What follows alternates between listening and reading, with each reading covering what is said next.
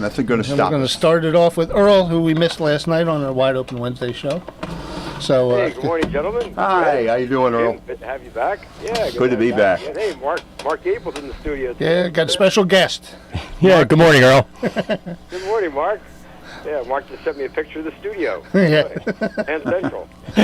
Were we were awake for that one, weren't we? I don't know. Yeah, I yeah. was. I don't know Okay. about you, Jim. But Good to talk to you guys. How you doing, all right? so good. How was the vintage meeting last night? Very good. Nice turnout. It's always a great get-together. We meet the third Wednesday of every month at the West Long Branch Firehouse. Garden State Vintage Stock Car Club was founded in 1991. And, it's a great organization. The mission is to preserve the racing history of Wall Stadium. That's where the club is based, but it's expanded over the years to cover all the dirt tracks and other asphalt tracks in New Jersey as well. So, great organization. We have a big Hall of Fame dinner every March at the Spring Lake Manor down by the Jersey Shore. So it's a very nice organization. I'm proud to be part of it, and I'm an advisor to the board. And it's a great group. And again, the key purpose is to preserve that history. So last night, same thing as usual. We talked a lot about racing history. It was a lot of fun as always. So, and so you had a good show last night as well? Yes, we did. We had Ryan Krachin was on. Mike Feltenberger came on. Speaking of some great. history, him and his 1,500,000 pictures that he has. Yes, he has quite a collection. And I forget J.R. Fulper. He's Wingless Sprint. Yes. Yeah, he was on one of our guests, and it was a good time. Good time as usual with Nick. So Very good. we did miss you though, and we talked a lot about what our plans are for the time capsule. I know we talked a lot about it, but Craig and I had lunch yesterday. We're nailing down a plan on what we want to do with you and Mark. Okay, terrific. So, but yeah, it's gonna be great. Well, I'll give you a little time capsule teaser here. These are the things we can even talk about on air the winter months, along with having the actual time capsule show. Mark and I and you. Back in the let's say 50 years ago, I'm sure you well remember the Trenton Race of Champions that was held every year, and the Flemington 200. Those two races. Yeah, I was little, but yeah. 50 years ago, this coming weekend, due to a rainout a week or so before, from what I recall, it was an awesome doubleheader in New Jersey because on Sunday afternoon, they had the Race of Champions for the pavement modifieds at Trenton Speedway at the fairgrounds. A great classic race. It was the 25th anniversary of that event. And that night, again, rescheduled due to a rainout, the Trenton 200 fans, my dad and I were among them, we all went over to Flemington Speedway at night because they had the Flemington 200 for the modifieds, the dirt modifieds. So in the afternoon, we watched Ray Hendrick win the modified race, the Race of Champions, at Trenton. He outraced Merv Treichler. It was a great race right to the finish. And then my dad and I jumped in the car and we got on, I guess, Route 33 to 31 and went up to Flemington and watched Buzzy Rudiman win the Flemington 200 in a very close race over Mike Garbach. Wow. Buzzy was in his number 00. And that night, Mike Garbach was driving for the Lido brothers, whose car was based up around the Lebanon Valley Speedway area of New York. The regular driver was Tommy Corellis. And I remember, I believe Bob Rossell drove the number 50 at some point, too. But that night, Mike Garbach was driving it, and he and Buzzy had a great race, a duel right to the checkered. But Buzzy took the win over Mike with Gary Ballou third in the Ferriola number 73. So kind of a neat deal. I'm going to write about that in Aerial Racing News cool. in a couple of weeks. So, but that's one of the little teasers we can do for, over the winter months, the off season, talking about some of the great racing history. And it was neat this morning on this show. I heard you talking about Lenny Martin and Les Catona, for example, from the automotive side. So, yeah, these are all things we can talk about and remember because that's such a big part of our lives. Absolutely. Yeah, Craig and I came up with a script, and we're going to sit with Nick, and we're going to work this all out. And we're going to do like different volumes of it. Like we're going to do one episode of Flemington, and then we'll do one episode of Windsor, and it'll be like 1 hour. Great. And Craig is a master of hooking them up like a documentary. Excellent. So it's going to be really educational documentary, not just a fluff piece. This is going to be something that's really deep and meaningful to a lot of great. Yeah. Yes. Yeah, everybody loves history. Oh yeah. Yeah. Yeah. That would mean a lot, to people of my dad's age and Oh, sure. yeah, those Absolutely. guys, and so. But yeah, we're really looking forward to getting together for that throughout the winter, because that'll be one of our projects to do. Maybe once every couple of weeks or something, we can get in the studio, all of us, and sit down. We have a round table, so we picked up a round table, and it's just a lot of good information going to be spilled out between all of us. A lot of great stories. Oh yeah, a lot of great stories, and some of the guys that we're going to have on there. So yeah. That's the key, if we talk about the personalities of the sport. Statistics are one thing, but when you talk about the personalities, if we actually have them right there in the studio, you get Stan Pulaski, Sammy Beavers, people like that come in and just talk about their racing lives, how they got into it, some of the experiences they had on and off the track. So it'll be great. Yep. Oh yeah. So you're gearing up for Turkey Derby now, huh? On the wall. Yeah, that'll be coming up Thanksgiving weekend, the annual Turkey Derby at Wall Stadium, Friday and Saturday of Thanksgiving weekend. So definitely looking forward to that. Oh, you know what I want to mention too? Right next to Wall Stadium is the Monmouth County Airport, right on Route 34 and Hurley Pond Road. This coming Sunday, and the weather's supposed to be ideal, it's going to be the Wings and Wheels car show right at the airport. The first time they're doing it. I'm not sure who the organization is that's running it, but they're getting a lot of positive feedback from the local car groups.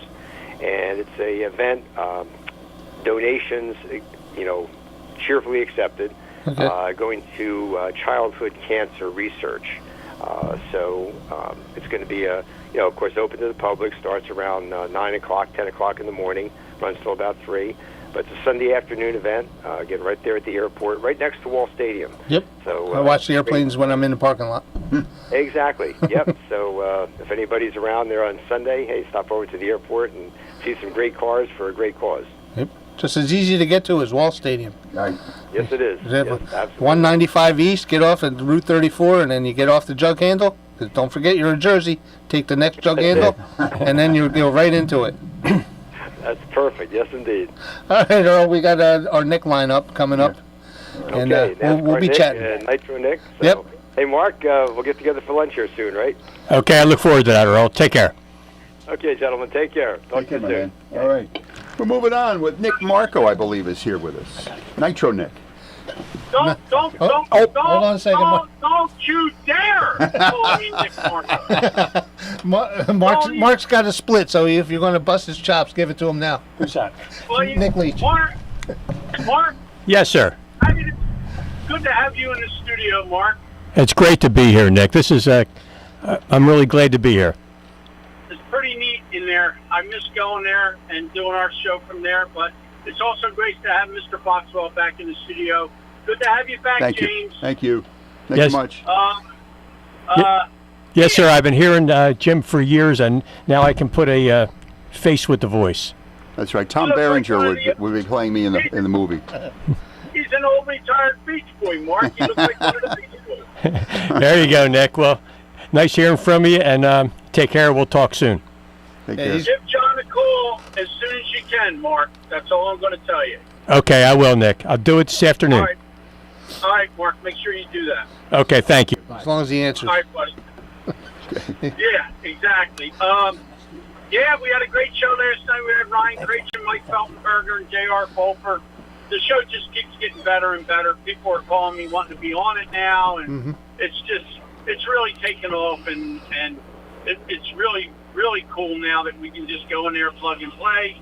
Greg's done some adjustments for us now, so all we got to do is arrange things a little different, and the way Fred wants them, and we'll be in good shape. Yeah, we're going to redesign. You know, I'm going to try to keep it fresh. We'll change it up every now and then, and we have enough stuff to do that with. You also create a lot of interest, Fred. I think keep the interest up, yeah. and we're not a formula show. We just we have our guests, we have our commentary, but we're not a strictly by the script thing. We can't be. It's me and Nick. Well, the audience found you though. Yeah. I know you're out there looking for an audience, but the audience more or less found you. Somebody told Nick that. No, that guy found us by accident yesterday, wasn't it, Nick? Yeah, he found us by accident.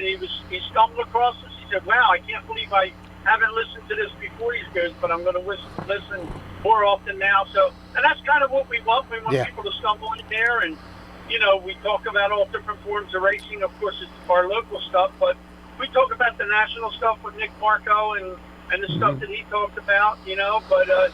Yeah, I mean, we're open for anything. I mean, we got the drag race that ends up covered with Billy, and, we got Leadfoot Ladies of Racing. When Kate gets all her stuff straightened out, we're going to go with that. And then, of course, the time capsule and all that. Wintertime is going to be probably more exciting for us than during the season, because the winter stuff is going to be more intriguing for the people, because it's going to talk about the history of things, and me and Fred really like that part of it. We have such great stories between the two of us, and now forget about the stories with Mark and Earl. 'Cause, I mean, you can go for a month just sitting there listening to them. Back in 1954 when I was there. It's actually literally that way, Jim. Yeah, I know. So, I've learned so much from Earl and Mark that I wouldn't even knew about if it wasn't for talking to Earl and talking to Mark, and I'm like, wow, I didn't know that, and different things that you learn, and it's making me more of a historian now than I've ever been. And I'm sorry that I didn't get to go to some of these tracks and see some of the stuff that they've seen, but I get to live it through them, and it's pretty cool. Yeah, because they know the finite details, the little stuff that everybody else would miss. Yeah, and the way they present it to us is it's like a story. It's not just that happened. Yeah. No, it's really cool. Yep. Now, Mr. Foxwell, I'm going to present this to you. Who are the Phillies keeping, and who are they letting go? Or who do you think they should keep, or who should they let go? I would think they would try their best to keep it status quo. Their pitching's fine. They're good there, but I don't know if you can afford everybody. That's the problem. And I wouldn't. Okay. All right. Yeah. I'll leave it at that.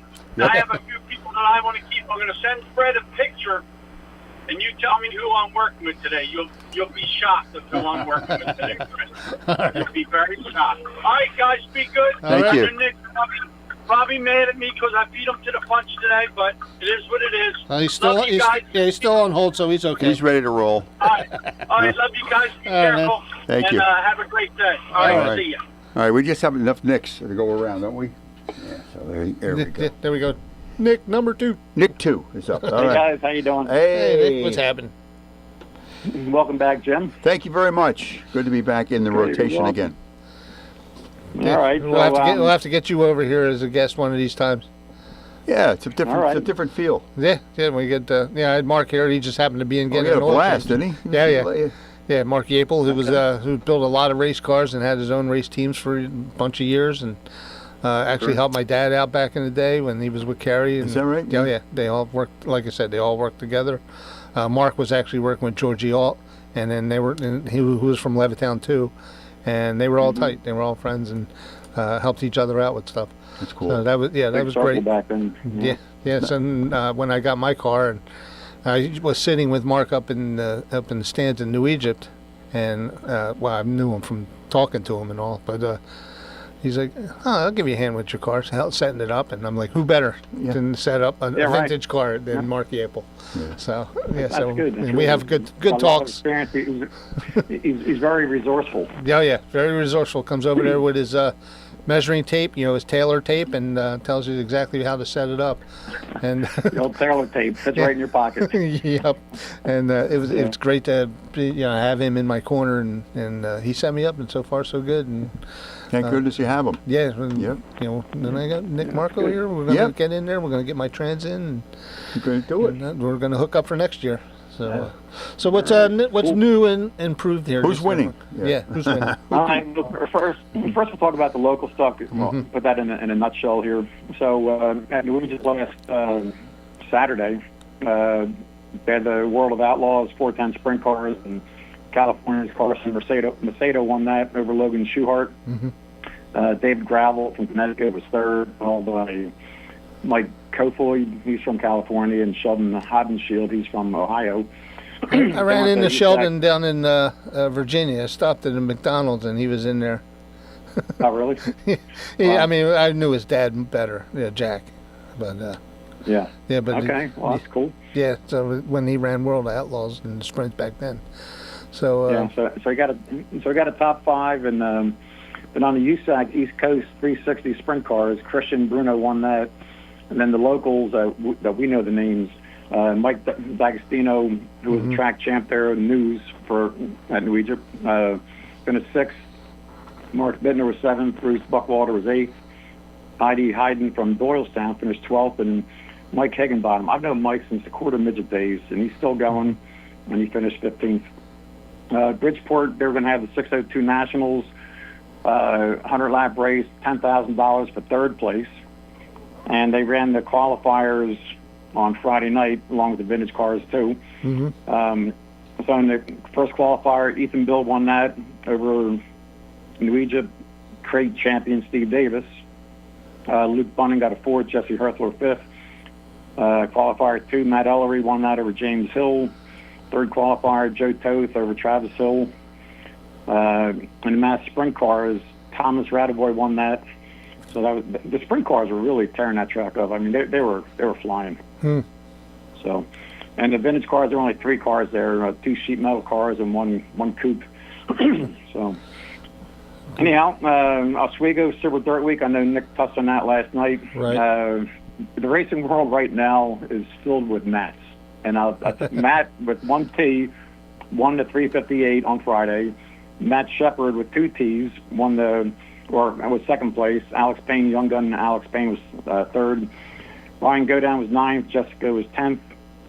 Cole Stangl rounded out the field. Then on Saturday for the 200-lapper, Matt Williamson again won the 200-lapper.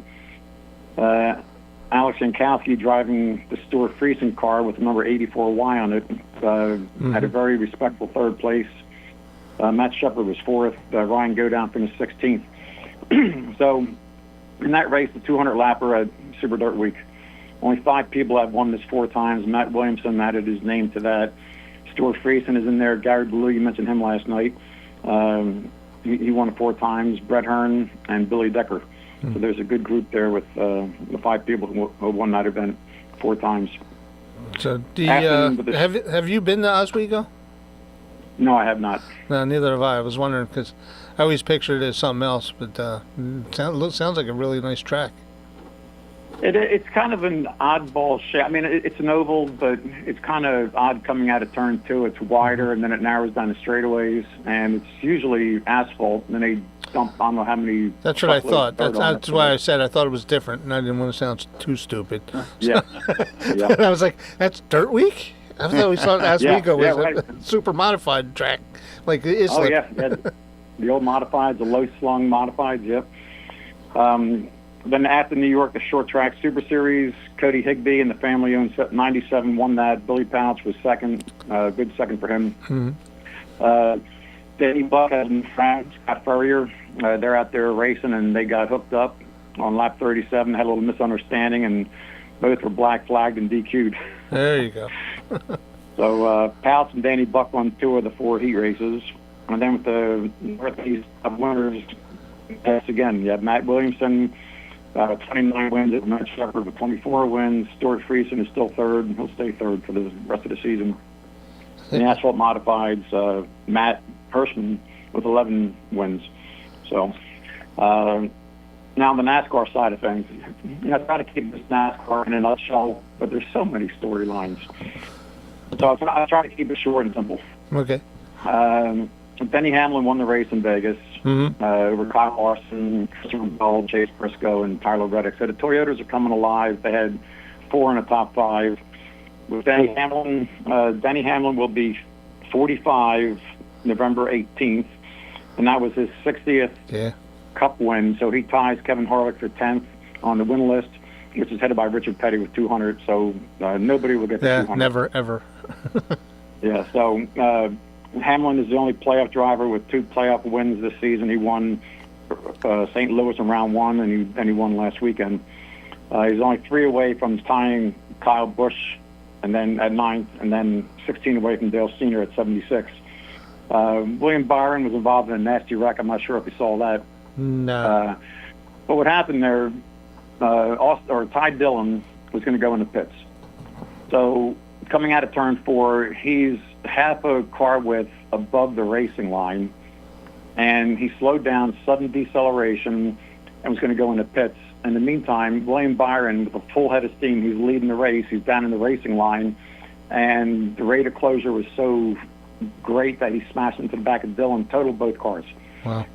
So there's a lot of talk about Dillon should have stuck his hand out or waved that he's going to go in the pits. He should have been lower. His spotter should have talked to the spotter of Byron's team, or his spotter, which he did not do. So the spotter for Dillon got fired yesterday, actually, for that. Do your job. So, you had one job. Yeah. So, but as far as races this weekend, they're at Talladega, all 3, the trucks, Xfinity, and Cup will be at Talladega. So that's always yeah, that's my favorite run.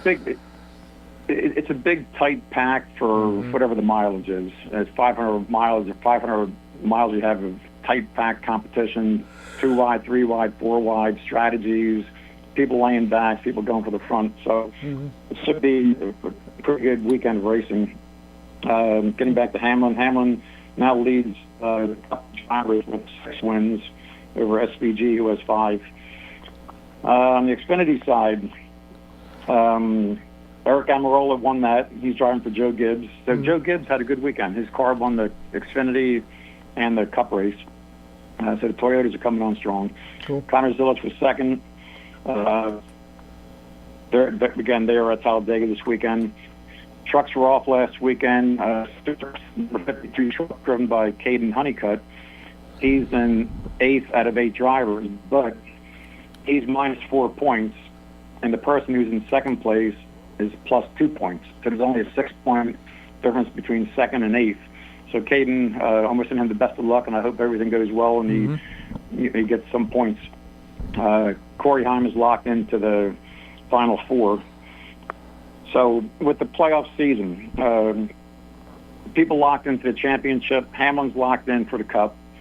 Zilic has an 82-point lead, so if he takes the next 2 weeks off, he's still going to be in. So he didn't win to get in, but he has enough points to get in. And then Corey Heim, he's won his way into the championship round. So cool. That's what's going on. All right. All right. All right. Well, thanks for the updates, Nick. Other than that, not much. Yeah, not much going on. Yeah, right. But So what's up with your car, Fred? How's it coming along? It's still in the trailer. I had so much going on the last few weeks. Yeah. It's not even been funny. So, but yeah, that's going to be my winter project, I guess, in my truck too. So, but cool. But I'll be out there when you guys run. When you guys running next Saturday? Next Saturday. It's supposed to be Friday. Next Saturday. Yeah. Yeah. Chris sent me a text about changing it. So I guess it's a busy Friday night. So Saturday looks a lot calmer. Okay. So we'll run there and see if we get a couple more laps in, see if any outsiders come in. It'll be the core minus you, which we want to have you there, believe me. But, I know. I'll be there with my pom-poms. No. So I'll be cheering you on. So. Cheerleader. All right. All right, Nick. We'll be talking to you. All right. Thanks, guys. Thanks, Thank you, Nick. There you go. Okay. Bye. All right, a lot going on out there. Yeah, a lot going on, and I want to close out the show talking about Hot Rod Santa. Yeah, that's right. It's coming a couple of Thursday. We got November. It's 6 weeks, huh? 6 weeks. Yep, and counting. 6 weeks. Yep, December 6th. Yep. We got a whole lot of things lined up. It's our 10th annual Toys for Tots. Hot Rod Santa. I've been doing Toys for Tots with you guys for about 20 years.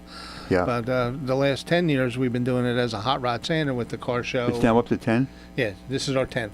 Wow. We started down in Marshville, and Yeah. Oh yeah, that's right. Yeah. Well, I didn't. We didn't really have a broadcast. We just did Hot Rod Yeah. Santa. Once I Yeah. moved back up to Fairless, Then it started. then we started with the broadcast. Yeah.